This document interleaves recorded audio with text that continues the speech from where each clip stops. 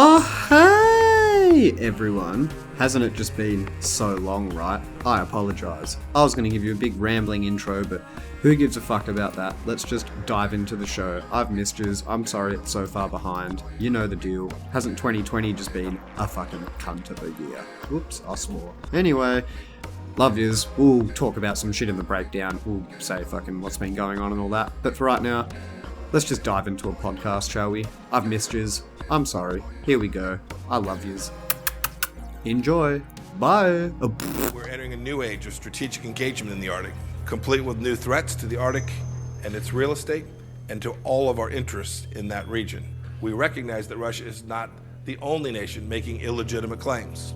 The U.S. has a long contested feud with Canada over sovereign claims through the Northwest Passage. But Russia is unique. Its actions deserve special attention of this council, in part because of their sheer scale. The U.S. Secretary of State questioned Canada's sovereignty in the Arctic. What is the Prime Minister prepared to do to demonstrate to the international community Canada's sovereignty over the Arctic? You're here. Canadian sovereignty in the North is long-standing and well-established. It's where Canadians live and work. I lived there for 6 years. We will continue to defend our sovereignty, the peoples and the communities in the North, and our national interests. Let me say a couple of things. First of all, Canada is very clear about the Northwest Passage being Canadian. There is both a very strong historic and geographic connection with Canada. Having said that, we collaborate closely with all of the members of the Arctic Council. One country is our neighbor to the north and to the south, and we have a very close, very fruitful collaboration. And actually, as we see the conditions of the Northwest Passage changing with our changing climate, I think that's actually grounds for closer collaboration with the United States. The challenges in the Arctic aren't between the United States and Canada, let me assure you. There are others that threaten to use it in ways that are not consistent with the rule of law. And so we'll continue to have great conversations on these issues. 3,000 kilometers north of the Arctic Circle lies the Penny Strait.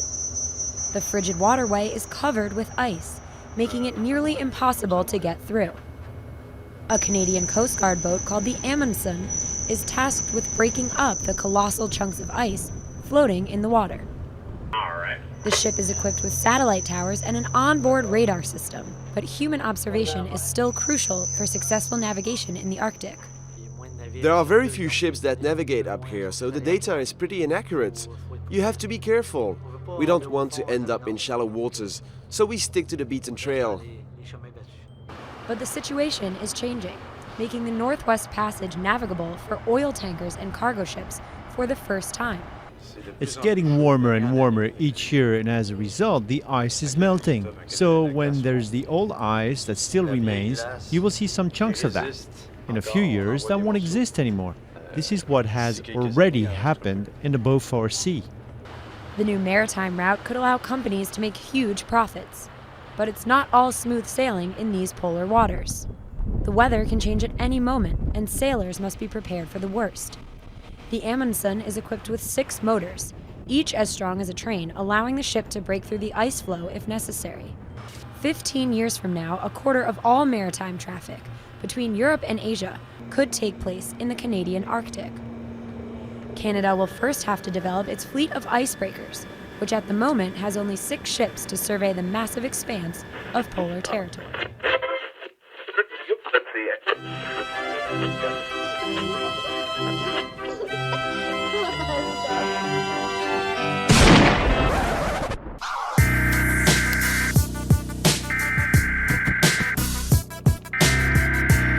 We interrupt our program to bring you this important message. You're listening to Carousel Sniper Victim, a Dead Glass Design production, with your host, Sean Jeffrey.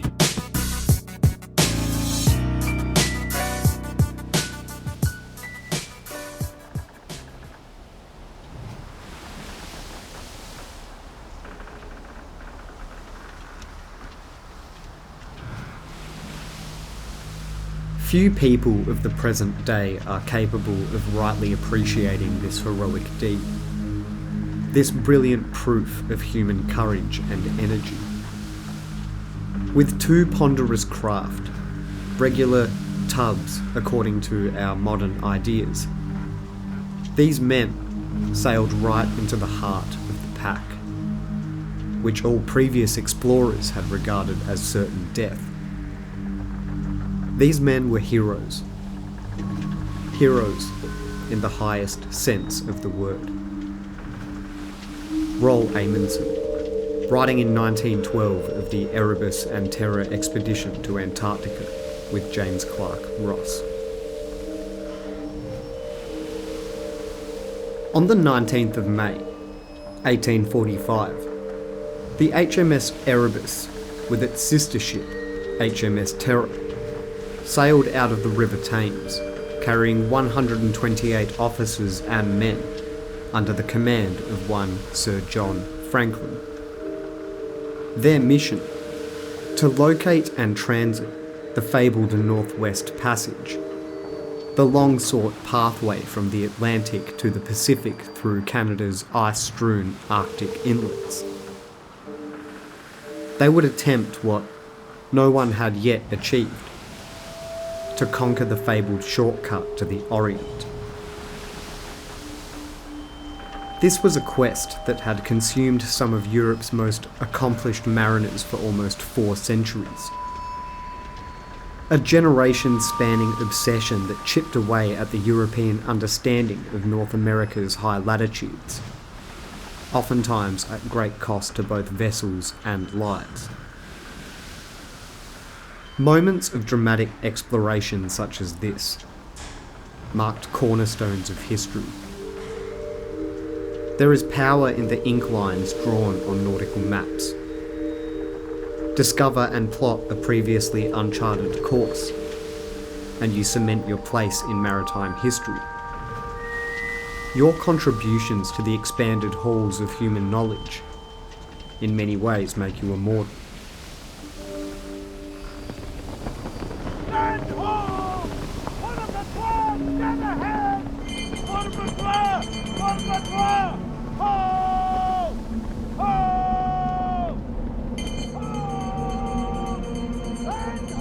So why so much fuss over this Northwest Passage? In a nutshell, a shortcut from Europe to Asia, straight over the top of the North American continent. However, due to the brutal, unforgiving and ever-changing nature of the Arctic winters, no one had, as of yet, successfully found a navigable route through the Northwest Passage. With ice-strengthened vessels that had already proven their worth in the Antarctic, the Franklin expedition was the best equipped and most ambitious assault on the passage ever launched. However, for 170 years, the fate of the Franklin expedition remained a mystery. Locked away in the far-off frozen reaches of the Northwest Passage. Rescue expeditions turned up tantalising clues. A gravesite here or there, letters from one of the men, frozen bodies that looked like they'd only died last week. Stories from local Inuit of white men who had slowly perished, of ships that had been caught in and then disappeared beneath the unforgiving Arctic ice.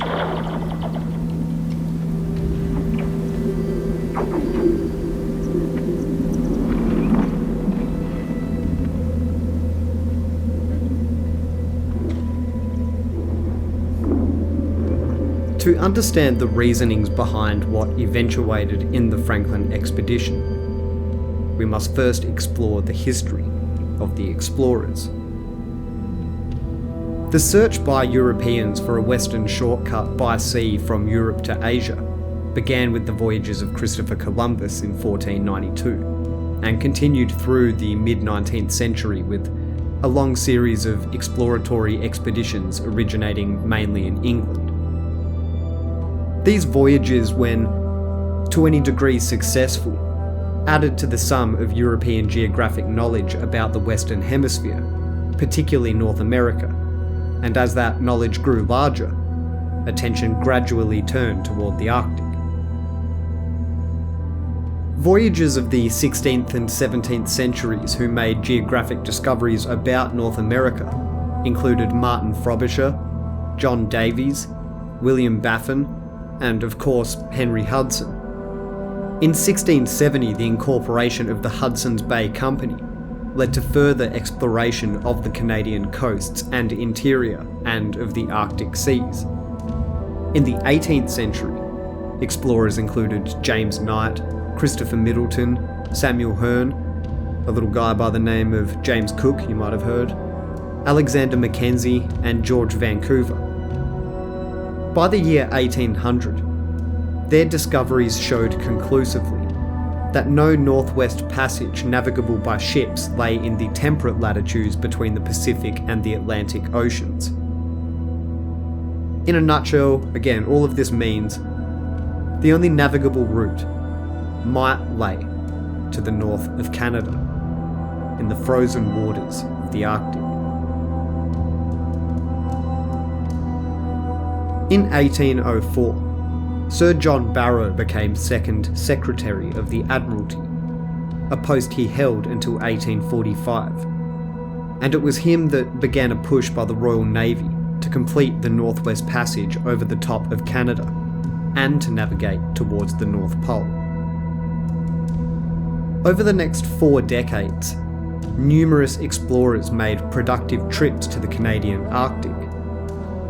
Among these explorers was John Franklin, second in command of an expedition towards the North Pole in the ships Dorothea and Trent in 1818, and the leader of an overland expedition to and along the Canadian Arctic coast in the 1820s.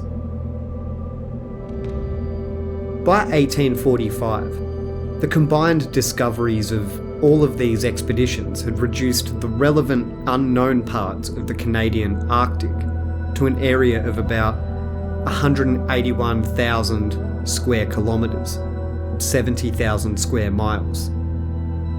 If there was a way to sail through to the Orient, it would be found there.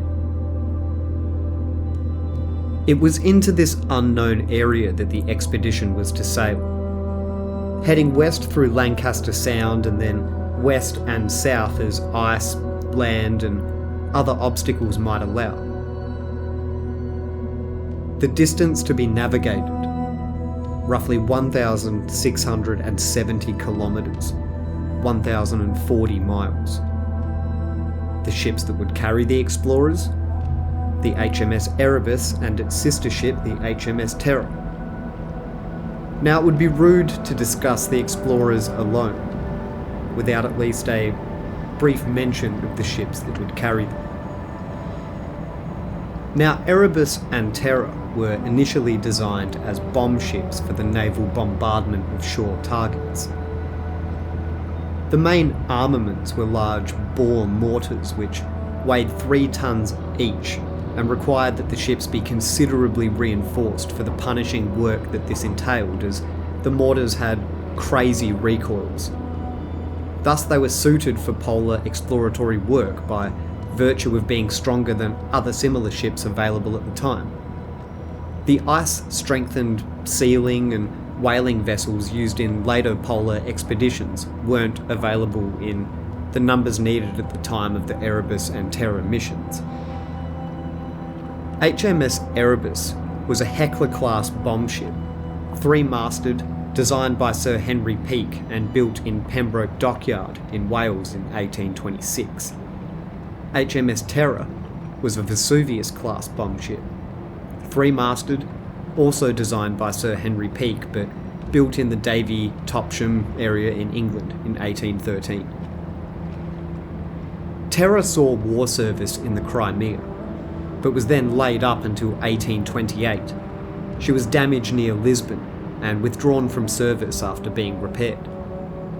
In 1836, Terror sailed to Hudson Bay under the command of George Back with the intention of reaching Repulse Bay, which she never did.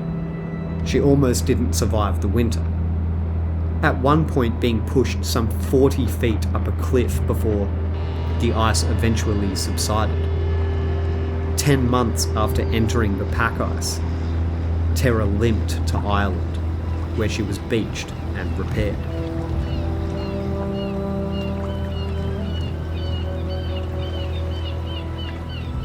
In preparation for an earlier voyage to Antarctica, which preceded the Franklin expedition, the Admiralty dockyards doubled the thickness of the ship's decks with a layer of waterproof cloth being sandwiched in between the old and new layers. The interiors of the two ships were braced fore and aft with oak beams to resist and absorb shock from ice.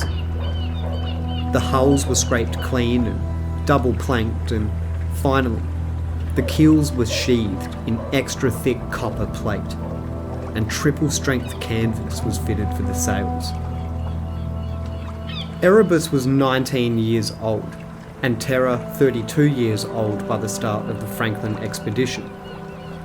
Already having led eventful lives, they were now fitted with 20 horsepower steam engines, taken from the railways with screw propellers that allowed the ships to progress at around 4 knots. The steam produced also provided heating and generated fresh water. These were two sturdy ships, purposely refitted for the rigours of Arctic exploration. Now, if Erebus and Terror were sturdy ships, their commander, Sir John Franklin, was solid steel. Franklin was a naval officer whose experience of polar service had begun in 1818 with a failed voyage into the Spitsbergen ice to reach the North Pole.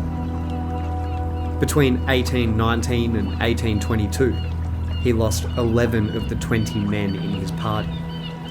Most died of starvation, but there was also at least one murder and suggestions of cannibalism. The survivors were forced to eat lichen, and even attempted to eat their own leather boots. This gained Franklin the nickname of, quote, the man who ate his boots. It's not a very good nickname, is it? Better nickname would just be like John Boot Eater Franklin, John Leather Tongue Franklin, something like that. In 1823, after returning to England, Franklin married the poet Eleanor Ann Porden. Their daughter, Eleanor Isabella, was born the following year. However, this would be a short-lived joy. Franklin's wife died of tuberculosis within a year of the birth of their daughter. 2 years later, in 1825, Franklin left for his second Canadian and third Arctic expedition, the Mackenzie River expedition. The goal this time was the mouth of the Mackenzie River, from which he would follow the coast westward. This was a goal he achieved without having to eat any boots this time. Upon his return from his expedition, on the 5th of November 1828, he married his second wife, Jane Griffin, a friend of his first wife and a seasoned traveller. Then, the knighthoods started to roll in. On the 29th of April, 1829, Franklin was knighted by George IV and the same year awarded the first gold medal of the Société de Géographie of France. And on the 25th of January 1836, he was made Knight Commander of the Royal Geoglyph Order and a Knight of the Greek Order of the Redeemer. He's like 5 times over a knight. Now, Franklin wasn't just an accomplished explorer and sailor and 5-time knight winner. He ventured into politics in the early history of modern Australia too. In 1837, Franklin was appointed Lieutenant Governor of Van Diemen's Land, but was removed from the office in 1843. Now, apart from Franklin himself, the future crew of the Franklin expedition included 2 other people with close family connections to explorers of Australia who also died tragically. Commander Henry Lee Visconti, second lieutenant on the Erebus, was the first cousin of William John Wills, the co-leader of the 1861 Burke and Wills expedition, the first to cross the Australian mainland from south to north. Both Burke and Wills perished on the return journey, but that's an episode in itself for a whole nother day. William Gibson, a steward on Terror, was the elder brother of Alfred Gibson, who disappeared on an 1874 expedition led by Ernest Giles to cross the deserts of Western Australia from east to west. He was honoured in the naming of the Gibson Desert. This is from a journal entry dated 21st of April 1873 that Giles wrote. I remarked to Gibson as we rode along that this was the anniversary of Burke's and Wills's return to their depot at Cooper's Creek, and then recited to him, as he did not appear to know anything whatever about it, the hardships that they endured, their desperate struggles for existence and their eventual death there, and casually remarked that Mr. Wills had a brother who had also lost his life in the field of discovery, as he went out with Sir John Franklin in 1845. Gibson then remarked, quote, "Oh, I had a brother who died with Franklin at the North Pole, and my father had a great deal of trouble getting his pay from the government." End quote. Small world. Exploration of the Arctic coastal mainland after Franklin's second Arctic expedition had left less than 500 kilometres or 311 miles of unexplored Arctic coastline. The British now decided to send a well-equipped Arctic expedition to complete the charting of the Northwest Passage by filling in this last bit of Arctic coastline. After Sir James Clark Ross declined an offer to command the expedition, an invitation was extended to Franklin, who, despite being 59 years old at this stage, accepted the offer to lead the assault on the Northwest Passage. Franklin was named the expedition commander. A younger man, Captain James Fitzjames, was given command of HMS Erebus, and Captain Francis Crozier, who had commanded HMS Terror during the Ross expedition of 1841 to 1844 to the Antarctic, was appointed executive officer and commander of Terror. Franklin was given command on the 7th of February 1845 and received official instructions on the 5th of May the same year. The crew was chosen by the Admiralty. Most of them were Englishmen. Many were from northern England and a small number were Irishmen and Scots. Now, as I've mentioned, Erebus and Terror were sturdily built and were outfitted with quite a few recent inventions. These included steam engines from the London and Greenwich Railway that enabled the ships to make up to 4 knots. It's about 7.5 k's an hour. Also, a unique combined steam-based heating and distillation system for the comfort of the crew and to provide large quantities of fresh water for the engine's boilers. A mechanism that enabled the iron rudder and propeller to be drawn into iron wells to protect them from damage. Ships' libraries of more than 1,000 books, and 3 years' worth of conventionally preserved or tin-canned preserved food supplies.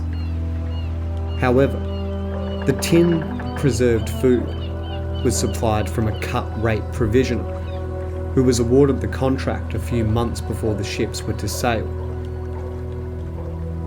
Though the provisioner's patent process was sound, the haste with which he prepared thousands of cans of food led to sloppily applied beads of solder on the can's interior edges, allowing lead to leach into the food. Additionally, the water distillation system may have used lead piping and lead soldered joints, which would have produced drinking water with a high lead content. But the men of the Franklin expedition couldn't possibly have known this as they prepared for the long journey ahead.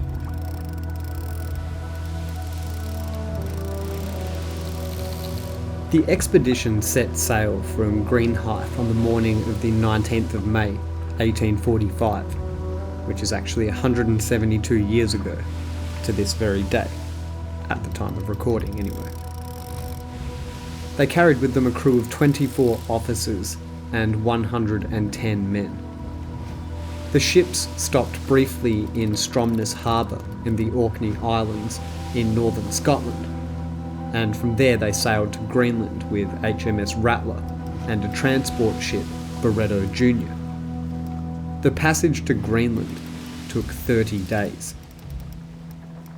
After misjudging the location of Whitefish Bay on Disco Island, the expedition backtracked and finally harboured in that far north outpost to prepare for the rest of their voyage. At the Whalefish Islands in Disco Bay, on the west coast of Greenland, 10 oxen carried by Barretto Jr. were slaughtered for fresh meat.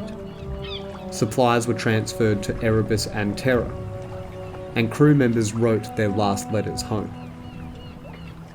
Letters written on board told how Franklin banned swearing and drunkenness.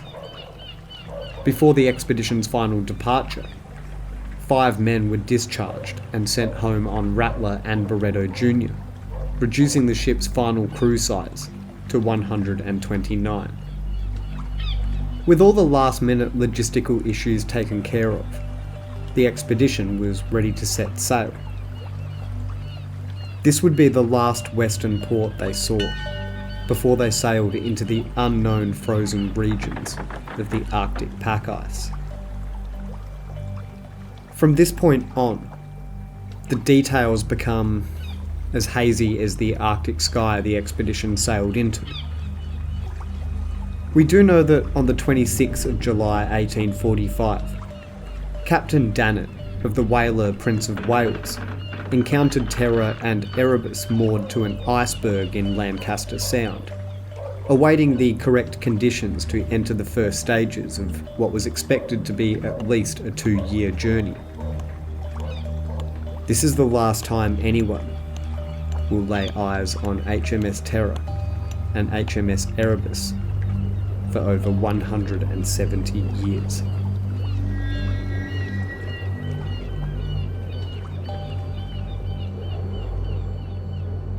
When no word of the expedition's progress or whereabouts reached Britain by 1847, Lady Franklin and some members of the Admiralty were understandably worried. In February of 1847, Sir James Clark Ross proposed to the Admiralty that it should send a search party to find and rescue Franklin and his men. At this point, however, Ross's view was in the minority. Others pointed out that Franklin had stocked 3 years' worth of provisions and that his failure to appear after the first year was not unexpected at all. In this light, the party was unlikely to be in serious trouble or in need of rescue. But when the following months produced no further word of Franklin's party, the Admiralty decided to begin a search by sending boats and crews to Hudson Bay in preparation for an expedition to be sent down the Mackenzie River the following summer. Lady Jane Franklin became obsessed with finding her husband, or at least his remains. She spent her time and money financing expeditions, and when the money ran low, she lobbied others for more funds. In 1850, 15 ships entered the Arctic on search missions, including 2 American ships. One expedition was financed directly by Lady Franklin, and another small 2-vessel expedition was financed and led by the now 73 years old John Ross. They had no real idea where to look. The main difficulty was an unawareness, despite much advice from people who were aware, of the unpredictable nature of ice in the search area. What can be clear one year can be blocked for the next several. Such was the case with the Peel Channel, clear when encountered by Franklin in the summer of 1846, but blocked by ice during subsequent searches. It wasn't until late August of 1850 that the first signs of the expedition were found on Beechey Island, or more specifically the remains of the first winter quarters from 1845. They were found by an Admiralty fleet under Horatio Austin on the Resolute, and William Penny with the ships HMS Lady Franklin and HMS Sophia. John Ross and his 2 small ships were there too. Marks on the ground from fires and sledges were to be seen along with a pyramid of some 600 large empty food cans. More ominously though, there were 3 graves. Each had an inscribed wooden headboard with the following inscriptions. The first grave read, "Sacred to the memory of John Torrington, who departed this life January 1st, AD 1846, on board of HM ship Terror, aged 20 years. The second grave read, Sacred to the memory of John Hartman, AB, of HMS Erebus, died January 4th, 1846, aged 25 years. Quote, Thus saith the Lord of Hosts, consider your ways.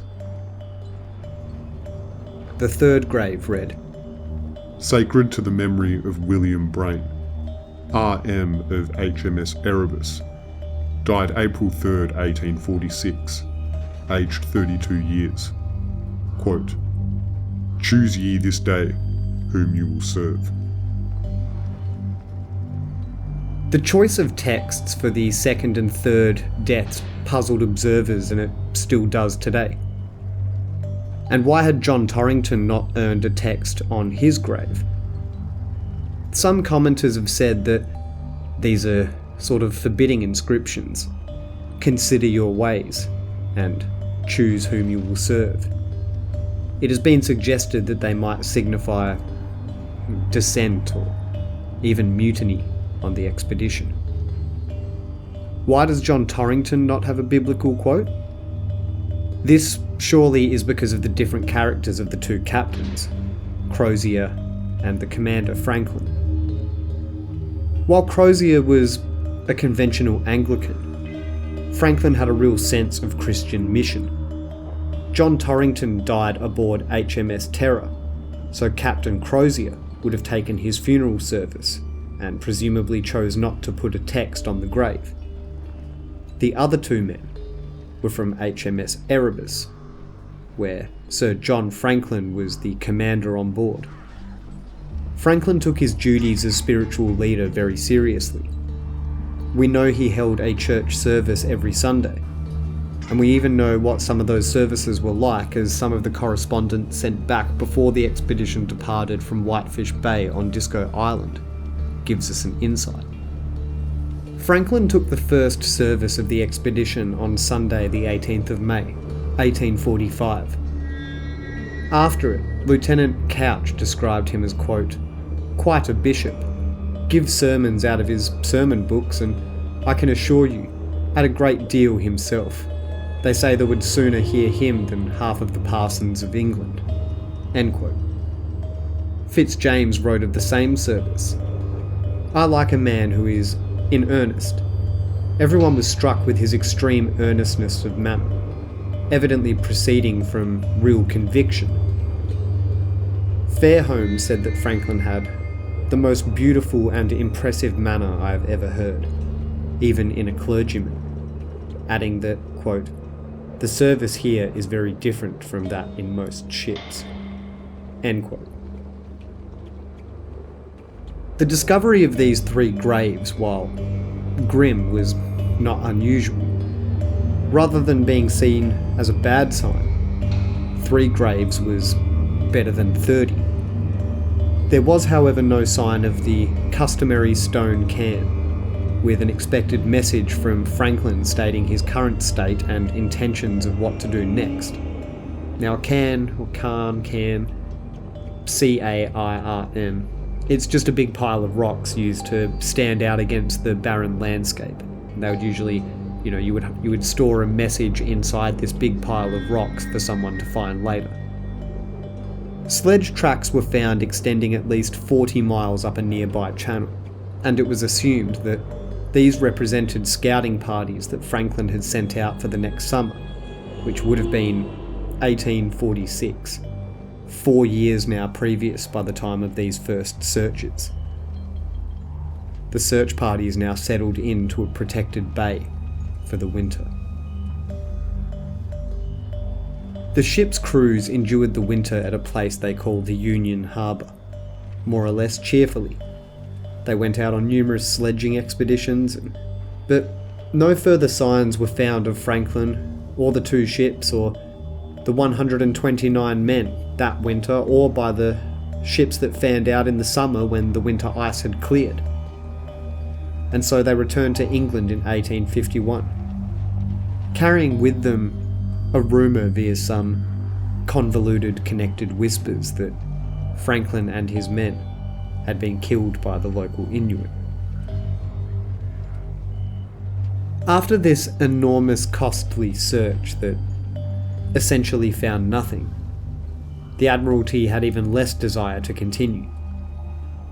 However, by now Franklin himself had attained an almost legendary status, and while the public had lost interest in the Northwest Passage, it was becoming a matter of national pride to find out what had happened to England's hero. Everyone had an opinion about what had happened and of where Franklin had gone and what should be done to find him. Arctic foxes were captured and had notes attached to their necks with details of where to find food in the hope that the men of the expedition might capture them and read the notes. A similar idea was also tried with balloons. Medals were struck and handed out to the Inuit, so if they found any trace of the expedition, they would know where to find the searchers and inform them.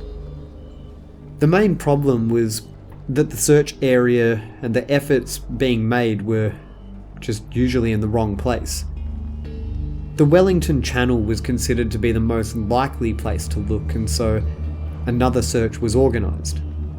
This expedition, led by what many would say was the unsuitable Sir Edward Belcher, consisted of the ships Assistance, Resolute, Intrepid, Pioneer, and a supply ship, the North Star. The ships froze in for the winter, and Belcher's pettiness and harsh application of the rules soon earned him many detractors and downright enemies, especially in the long, cold, dark winter night. Life on the frozen-in ships with Belcher was so unpleasant that almost all of the men who could were volunteering for sledging expeditions, the level of discomfort of this being preferable to being on the ship with Belcher. Belcher himself thought he was deliberately being told to look in the wrong place, in order that he may be able to make an attempt for the North Pole if the opportunity presented itself. A situation that he resented and couldn't have helped his attitude to the men in his command. This is considered to be the first expedition that was ostensibly, quote, looking for Franklin, where in reality it was a euphemism for making an attempt on the North Pole. In subsequent years, many similar expeditions had the same public and hidden agendas. Belcher was ready to abandon his quest and go home when he received new orders to search for the ships Investigator and Enterprise, which had gone to search for Franklin in 1850 and had become, not quite lost as such, but their whereabouts were certainly unknown. In April 1853, sledging parties left the Resolute for what was to become a 105-day, 1,400-mile journey. Though they made only geographical discoveries, they didn't find anything regarding the Franklin expedition. Another party went west and found the Investigator frozen into the ice at Mercy Bay. The now near-starved crew had entered the Arctic in the west via the Bering Strait. The captain, McClure, thought he would be able to reach the Atlantic and become the first to traverse the Northwest Passage. Probably also not spurred on in any part by the $10,000 prize, which at the time would have been a shitload of money. More sledging trips were made along the routes that Franklin might have taken, still to no avail. By February of 1854, Belcher had become sufficiently worried about the safety of his frozen-in ships and men that he ordered them all to be abandoned and all crew to board the North Star and return to England. Fortunately, the crews were able to be divided amongst a further 2 other supply ships that arrived later. Belcher was subject to the automatic court-martial for any captain who lost a ship, and he'd lost 4 out of 5. While he was exonerated, the verdict was interpreted as more of a, quote, not proven than of actual innocence. He was never again given any active command. Later on, one of his ships, the abandoned Resolute, broke out of the ice and drifted into the Davis Strait, where it was salvaged by an American whaler 19 months later who, let's face it, probably just couldn't believe his luck. It wasn't until the year 1853 that Franklin's fate was finally revealed. It was a man called John Ray, a doctor and an overland man for the Hudson Bay Company, who found what had happened to Franklin. While exploring the one sort of empty space left by the previous expeditions in 1853, he encountered a group of Inuit who told him of an encounter they had 4 years previously, in 1849-1850. The Inuit told of a group of 40 men dragging a boat south. They were all very thin, and using sign language they made it known that their ship had been crushed in the ice. They purchased a seal from the Inuit. Later the same season, the same party were encountered, or at least what remained of them, about a day's walk from the Great Fish River. The men Ray spoke to had not seen the group firsthand, but were recounting a story told to them by others. The scene they described was apocalyptic. There were scattered dead bodies, in tents, under the upturned boat, or out in the open. Many of the bodies had been hacked with knives, and human remains were reported in cooking pots. They said there were 30 dead in that one place, and another 5 dead were found on a nearby island. The Inuit also reported hearing gunshots later in the year, after the game animals had returned, so probably after May, indicating that not all of the men were dead by that stage. To confirm the story that they told Ray, they sold him a number of artifacts, a silver spoon, silver forks, and similar with initials and names that confirmed their provenance as belonging to officers of the Erebus and Terror. Ray stated, quote, "From the mutilated state of many of the corpses and the contents of the kettles, it is evident that our wretched countrymen had been driven to the last resort, cannibalism, as a means of prolonging existence." End quote. Ray's report caused a shitstorm when it reached England. The Admiralty were relieved as they could now stop searching and blowing so much money. Lady Franklin and the Arctic Council were shocked. Not only was the news of death, but death by starvation and with cannibalism thrown in just to spice it up. So what did they do? They did the only reasonable thing they felt they could. They doubted the story and just shunned Ray. typical aristocrats. Ray had not seen the scenes described, or even the region, and why were the men in such an unlikely place? The Hudson's Bay Company sent out a team to where they thought the Inuit had seen the scenes that they described.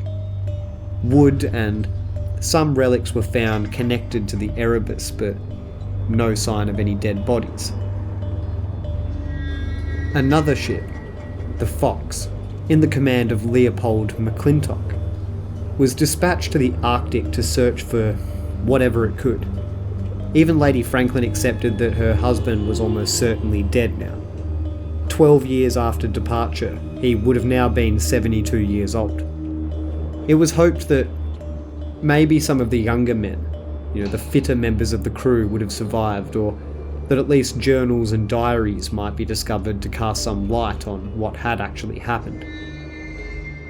After 2 years, in 1859, following a difficult and at times harrowing journey, the Fox was able to start investigating the lost expedition of Franklin. Inuit told of seeing men travelling to the south, and some dropping dead as they walked. A ship that had many books that became wrecked, and the body of a big man with long teeth. Eventually, the first body was found, apparently having fallen down as the man walked. Then they found more clues, the remains of a stone can. Now, though this first can had no message inside, they found a second can with a message still intact. The note read as follows: HM ships Erebus and Terror wintered in the ice in 28th of May 1847. Having wintered in 1846 at Beechey Island, after having ascended Wellington Channel, on the side of Cornwallis Island, Sir John Franklin commanding the expedition. All well. Party consisting of 2 officers and 6 men left the ships on Monday, 24th of May 1847. GM Gore, Lieutenant Chase F. Devure, mate. The date of wintering, 1846 to 47 at Beechey Island, is actually a mistake. The Beechey Island winter was the previous one in 1845 to 46, with 1846 to 47 having been spent in the James Ross Strait to the north of King William Island. Handwritten around the margin of this was the following: April 25th, 1848. HM ships Terror and Erebus were deserted on the 22nd of April, 5 leagues north-northwest of this, having been beset since the 12th of September, 1846. The officers and crew consisting of 105 souls under the command of Captain F.R.M. Crozier landed here. Sir John Franklin died on the 11th of June, 1847, and the total loss by deaths in the expedition has been to this date 9 officers and 15 men. Signed by Captains Crozier and Fitzjames of the Erebus, and start on tomorrow, 26th, for Backsfish River. This was the only written record of the entire expedition. On the 28th of May 1847, all was as expected. 2 weeks later, Franklin was dead, and soon another 24 men had also died, an unprecedented rate of casualties. Some illness or disease seems to have ripped through the ship's crews. There were clues found by McClintock that hinted at a harrowing ordeal. After sledging 70 miles down the coast of King William Island, an abandoned boat was found attached to a large, cumbersome makeshift sledge. In the boat were 2 human skeletons, one much ravaged by wild animals and the other less so, next to which were watches and 2 guns loaded and propped upright. Also in the boat were large amounts of equipment, including surprising items such as silk handkerchiefs, towels, sponges. Hardly important survival things that you would want to take. There was some food, including an empty tin that had held 22 pounds of meat. Books in the vicinity were marked GG or Graham Gore. The boat was not pointing south though, as might be expected if the men were dragging it and, trying to escape. But instead it was pointed north, back to where the Erebus and Terror had spent the second winter, and where they had initially been abandoned. At another place, Victory Point, a huge amount of discarded equipment was found. 4 heavy stoves with other metal items such as barrel hoops, a wooden block from the ship's rigging, navigational gear, a medicine cabinet, and an enormous amount of winter clothing, though the notable absence of any food or even empty food tins. So at this stage there were more questions than answers. Why had the sledge contained so many frivolous items while the equipment at Victory Point, which was far more useful, was left behind? Why was there so little food? The expedition had been equipped with easily enough tin food to last to 1848, and beyond even that if it had been, eked out with game caught during the summer months. The fact that so much useful equipment had been left undisturbed implied that any food that had been there certainly hadn't been taken by the local Inuit, as they would have taken a lot of the gear as well. North of Victory Point, 3 cairns were found. The first, after 3 miles, had an empty canister. The second had nothing at all. The next one was surrounded by the remnants of 3 small tents and some other scraps. A piece of folded paper was found tucked into the rocks of the cairn, but it was blank, and 2 broken corked bottles were also found. If they contained messages, they had long since blown away. Exhausted, McClintock and the crew of the Fox returned to their ship and sailed for Britain on the 6th of August, arriving back in London on the 21st of September 1859. 3 crew members had been lost in the expedition. The search for Franklin was now over as far as Britain was concerned.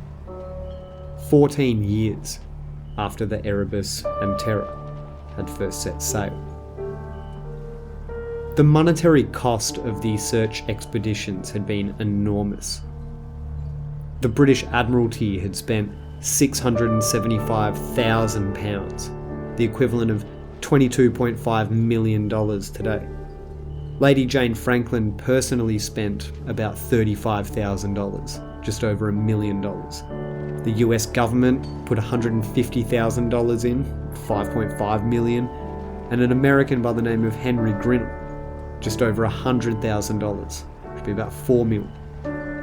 There had also been a great cost of ships and lives of the would-be rescuers lost. On the bright side though, the Arctic had now been mapped and explored like never before, and in great detail. Yet still the mystery was unsolved. No survivors had been found.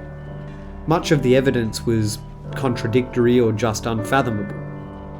The Northwest Passage had still not been discovered or even fully proven to exist. Franklin and the rescue missions found where the passage wasn't. Expeditions continued sporadically for 19 more years, including another one partly funded by Lady Franklin in 1874. The last expedition took place in 1878. It found many relics. Several graves were identified, along with exposed corpses that were given proper burials. The main conclusion was that no further records from Franklin's expedition had survived. This signalled the end of Franklin-related search or rescue missions. 31 years after the first rescue mission, and 33 years since the expedition itself left England. It would be nearly 50 years before Roald Amundsen made the passage with a small crew in a small boat with a very shallow draft. The journey took them 5 years, as they were frozen in each winter, and even then, they only just scraped through. Had Franklin's expedition found the route, the Erebus and Terror would probably not have been able to sail through anyway. The perils of unpredictable sea ice, the difficulty and treachery of shallow channels and shoals meant that it was useless for the purpose of a quicker sea route from Europe to the Far East. In 1981, a team from the University of Alberta, Canada, travelled to King William Island where they intended to collect bones and subject them to modern forensic techniques to attempt to determine the causes of death or gain any other information. Fewer remains were found than had been hoped for, though it was possible to see pitting of the bones, which is a characteristic of scurvy. There were marks on the bones also consistent with cannibalism. Most surprising of all, though, were the results of trace element analysis that showed levels of lead present in the bones around 10 times higher than those of similar age Inuit skeletons from the same area. The findings were inconclusive, however, as the lead levels could have accumulated over many years. The only way to find out was to compare to soft tissue lead levels, and so it was decided to exhume the bodies on Beechey Island and perform autopsies. Now, Beechey Island contained those 3 graves that had the inscriptions. 2 of the bodies were raised in August of 1984, and they were remarkably well preserved. Bone and tissue samples were taken before the bodies were reinterred. Pneumonia was found to be the ultimate cause of death, though there were soft tissue lead levels that indicated the men, quote, would have suffered severe mental and physical problems caused by lead poisoning, end quote. Initially, the lead solder in the food tins were blamed for the lead poisoning, but it is now thought that while this may have been contributory, the most likely explanation is that the lead came from a new system used for the first time on this expedition, where fresh water from the steam engines was collected in tanks using lead pipes and lead-soldered joints. Another forensic expedition in 1992 identified high lead levels in bones and marks consistent with defleshing on nearly 400 bones and fragments from another site on King William Island. The view today is that a number of factors were to blame for the loss of the crews of the Erebus and Terror. Lead poisoning would have had a significant effect, with disease such as scurvy, pneumonia and tuberculosis affecting the weakened men. Added to this are the effects of just the bitter cold and starvation. With a lack of any real kind of written record and the fact that the artefacts are widespread and have been disturbed and or lost before proper forensic archaeological studies can be carried out, it's unlikely that the full story that slowly unfolded over probably 4 or 5 years will ever properly be known. A number of searches for the wrecks of the Erebus and Terror found nothing for just years. But then in 2010, the remains of HMS Investigator, one of the would-be rescue ships that became icebound before being abandoned and subsequently sinking, were found upright and reasonably intact in 11 metres of water at Mersey Bay, near Banks Island. On the 9th of September 2014, a search called the Victoria Strait Expedition found one of Franklin's ships in East Queen Maud Gulf, to the west of O'Reilly Island. Now, initially it was not clear which ship had been found, later being identified as the Erebus. It was well preserved and largely intact. And then, almost exactly 2 years later, on the 11th of September 2016, a shipwreck found about 24 metres, 80 feet down, in a bay to the south of King William Island, was surveyed by a small remotely operated submersible vehicle. It was found to be the Terror, in a remarkably intact state of preservation. There are plates and a can on a shelf, and glass panes are still intact in 3 of the 4 tall windows in the stern cabin. The findings imply that the ship sank slowly after being shut up and prepared for the winter. The Terror was found about 60 miles, 96 k's further south of where it was thought to have been crushed by the sea ice. Its location and very well preserved state indicate that some of the crew may have closed the ship down and then actually attempted to sail south on the Erebus to escape their predicament rather than attempting to walk out of the Arctic, as has been the accepted view so far. As I said, we may never know exactly what happened to the crews of Erebus and Terror. The working theory remains that they died, one by one, succumbing to, scurvy and exposure as they slogged vainly over land in search of safety. However, given the location of the 2 ships, it is clear that the interpretation of the Franklin story and how it unfolded may need to be re-examined. If HMS Terror was sailed 60 miles further south by, a skeleton crew, that would mean that some could argue they technically completed the passage, as the area where the ship sank lined up with the currently explored western coastline. So they possibly filled in the blank. Not that it mattered for them, as they all died, but maybe just a few of Franklin's men finished the mission. In August of 2019, remarkable video of HMS Terror showed a wreck that appeared to be frozen in time. Intact cabins, an array of neatly stowed artifacts, and closed drawers and cabinets. Perhaps behind those doors, or hidden in those desk drawers, lies a crucial clue. A map. A letter. A journal. Anything. For almost 200 years, the fate of the Erebus and Terror has been a mystery. And now, finally, maybe the ships themselves will help solve it. The Franklin expedition and the stories surrounding Erebus and Terror have inspired a lot in the visual arts. The loss of Franklin's expedition inspired a number of paintings in both the United States and Britain. In 1861, Frederick Edwin Church unveiled his great canvas, The Icebergs. Later that year, prior to taking it to England for exhibition, he added an image of a broken ship's mast in a silent tribute to Franklin. And one of my absolute favourite paintings ever. Sir Edwin Landseer's awesomely titled Man Proposes, God Disposes. In 1864, his painting caused quite a stir at the annual Royal Academy exhibition.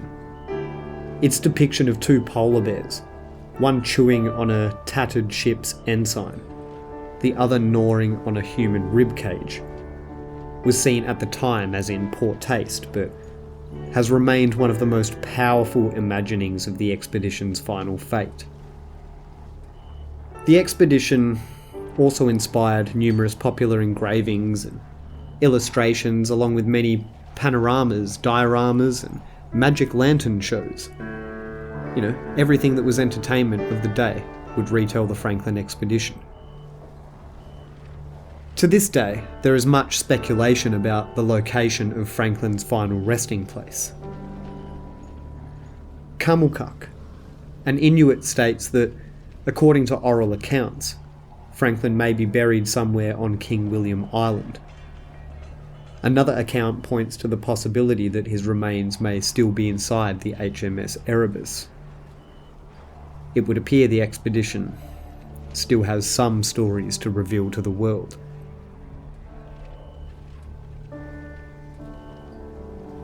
A well-known historian by the name of Ralph Lloyd Jones, one time employed with the Fulham Library in London, has done a remarkable amount of research into the backgrounds of many of the men of HMS Erebus and Terror, reaching back into their, quote, sea lives, using description books and muster books found at the National Archives. According to his articles, published in the Polar Record Journal, found in the library collection, most of the men who were chosen by the Admiralty had varying amounts of experience in previous Arctic voyages. You know, these men weren't just young go-getters just wanting to go on an adventure, they were seasoned explorers. Many of them had been on previous Arctic voyages and they respected their captain and the ships that would take them there. However, it's Lloyd Jones's last comment in the article in regards to the now infamous failed search for the Northwest Passage that I think is most fitting as an epitaph. Quote, "Failure in no way diminishes their heroism." End quote. And as Roald Amundsen said, they sailed straight into the heart of the pack.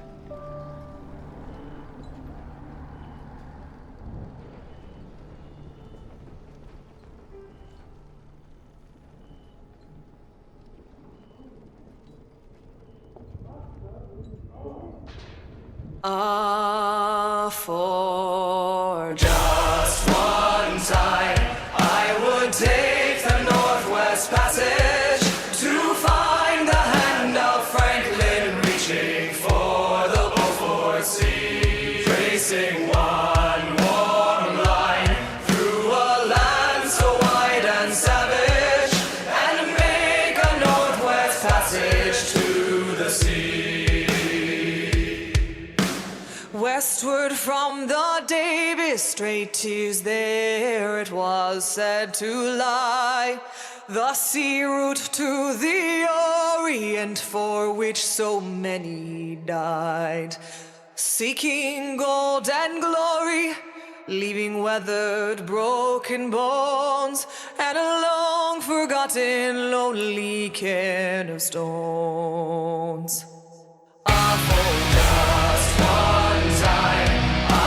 Take the Northwest Passage to find the hand of Franklin reaching for the Beaufort Sea, tracing one warm line through a land so wide and savage, and make a Northwest Passage to the sea.